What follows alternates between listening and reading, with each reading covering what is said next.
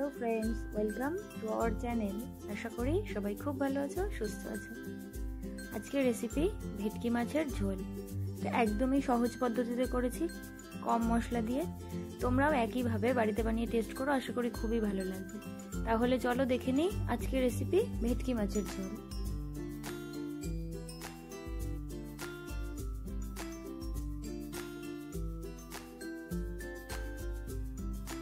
ভেটকি মাছের ঝোল বানানোর জন্য আমার প্রথমেই লাগবে ভেটকি মাছ। এখানে আছে ভেটকি মাছ। মাছগুলো আমি ধুয়ে নিয়েছি।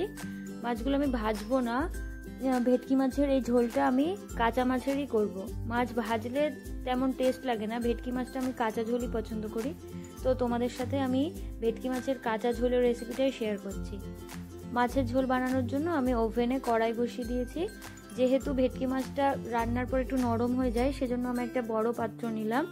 আর মাছের পরিমাণটাও একটু বেশি ছিল, সেই জন্য আমি কড়াইতে দিয়ে দিয়েছি সর্ষের তেল। তোমরা চাইলে সাদা তেলেও করতে পারো।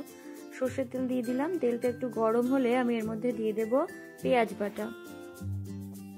একটা বড় সাইজের পেঁয়াজ আমি আগে থেকে পেস্ট করে রেখেছিলাম।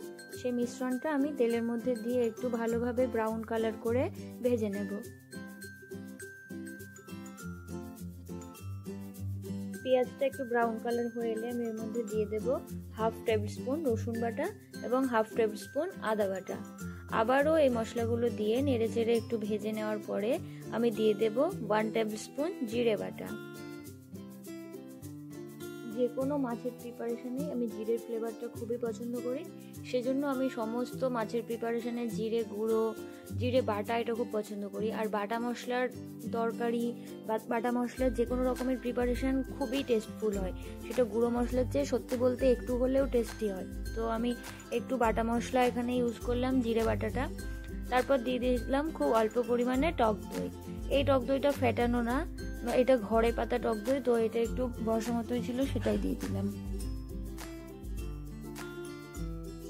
এখন সমস্ত গুঁড়ো মশলাগুলো আমি একে একে দিয়ে দেবো। প্রথমে দিলাম হাফ টেবিল স্পুন লবণ, দেন হাফ টেবিল স্পুন হলুদ গুঁড়ো, দেন হাফ টেবিল স্পুন জিরে মরিচ গুঁড়ো, এবার 1 টেবিল স্পুন শুকনো লঙ্কা গুঁড়ো ও 1 টেবিল স্পুন কাশ্মীরি লঙ্কা গুঁড়ো।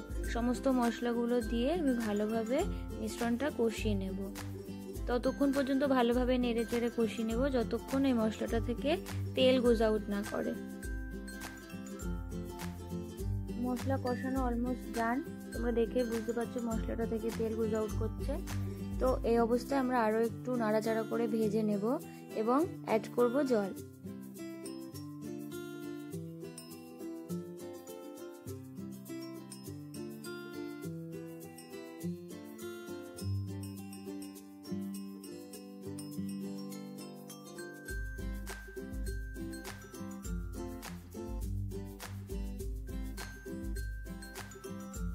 দিয়ে দিচ্ছি জল। এখানে বেশ অনেকটা পরিমাণে জল দিতে হবে, মাছগুলো ডুবে থাকার মতোই জল দিতে হবে। জল কম হলে মাছগুলো ভালোভাবে সিদ্ধ হতে পারবে না, যেহেতু কাঁচা মাছ, তো মাছগুলো এই জলেই ভালোভাবে সিদ্ধ হবে। তো বেশ খানিকটা পরিমাণেই জল দিতে হবে। এবার আরও একটু ভালোভাবে গ্যাসের ফ্লেমটাকে হাই করে ফুটিয়ে নিতে হবে। দেখো আমরা যে জলটা দিয়েছিলাম সেটা একদমই ফুটে গেছে ভালোভাবে। এবার আমি একে একে যে মাছগুলো রেখেছিলাম সেগুলো দিয়ে দেবো। দেখো তোমরা আমি কাঁচা মাছ এখানে দিচ্ছি, তোমরা একইভাবে বাড়িতে বানিও। এমনটা ভেবো না যে কাঁচা মাছের ঝোল টেস্ট হবে না, ভেটকি মাছের কাঁচা ঝোলটা খুবই টেস্টি হয়। সমস্ত মাছগুলো দিয়ে দেওয়ার পরে আমি এর মধ্যে দিয়ে দিয়েছি কিছু চেরা কাঁচা লঙ্কা। চেরা কাঁচা লঙ্কাটা মাছের ঝোলের টেস্টটাকে আরও বেশি এনহ্যান্স করে, কারণ কাঁচা লঙ্কার একটা আলাদাই ফ্লেভার থাকে, সেটা মাছটাকে আরও বেশি সুস্বাদু বানাবে। এবং কাঁচা লঙ্কাটা যখন সাদা ভাতের সঙ্গে একটু চিপে নিয়ে খেতে খুবই ভালো লাগে। তো আমি কাঁচা লঙ্কাটা একটু অ্যাড করি কোনো ঝোল জাতীয় প্রিপারেশন হলে।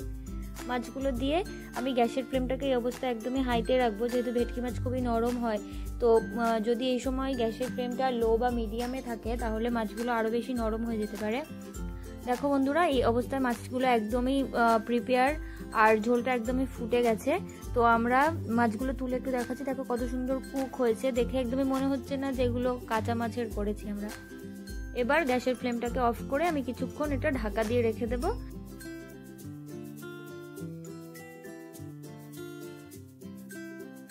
দেখো দেখো বন্ধুরা, আমি ঢাকা দিয়ে কিছুক্ষণ রেখে দিয়েছিলাম, এখনও আমি সার্ভিং প্লেটে সার্ভ করিনি, এখনও মাছগুলো কড়াইতেই আছে। দেখতে কতটা সুন্দর হয়েছে, সত্যি দেখে জিভে জল চলে আসছে না। এবার আমি একটা সার্ভিং প্লেটে মাছগুলো সার্ভ করে নিচ্ছি।